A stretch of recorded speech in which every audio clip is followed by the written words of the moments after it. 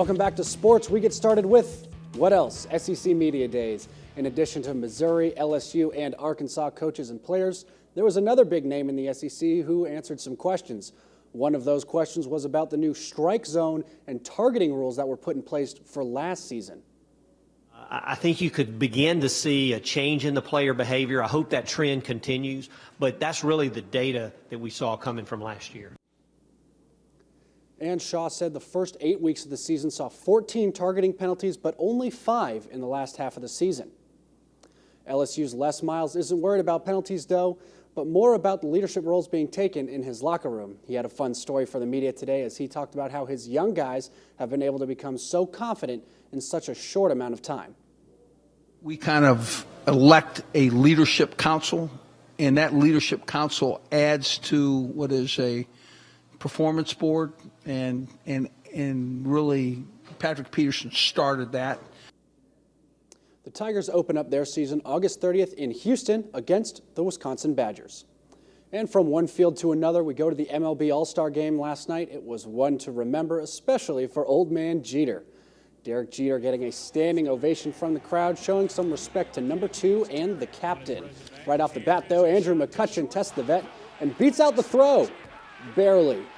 Jeter at his first at-bat, and he gets the hit to get on base for a double, and that would set up Mike Trout.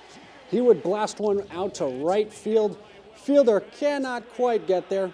He would bring in Jeter for the first run and lead of the game, and he would end up on third himself.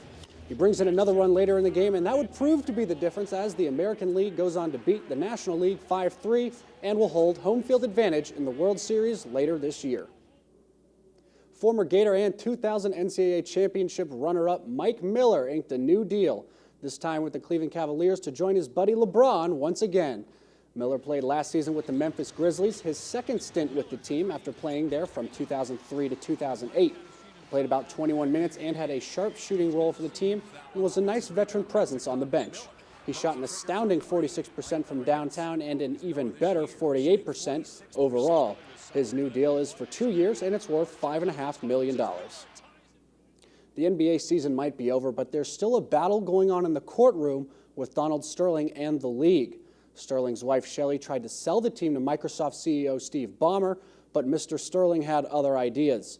After the missus tried to have Donald declared mentally incompetent, he came back with his own legal team and will try to delay the selling of the Los Angeles Clippers as long as possible. However, Commissioner Adam Silver wants just the opposite. We are doing everything in our power to move Donald out as an owner in the NBA. And as I said, if the probate ruling doesn't go in our favor, we'll recommence our procedures under termination. The league is waiting for a ruling from the Los Angeles Superior Court. And it wouldn't be a complete sports show without some more NBA free agency, as the Wizards signed former Maverick DeJuan Blair as a big man off the bench, and the Orlando Magic are finalizing a deal with 33-year-old point guard Luke Ridnour. That's all for sports. Stay tuned for more news in 90 seconds.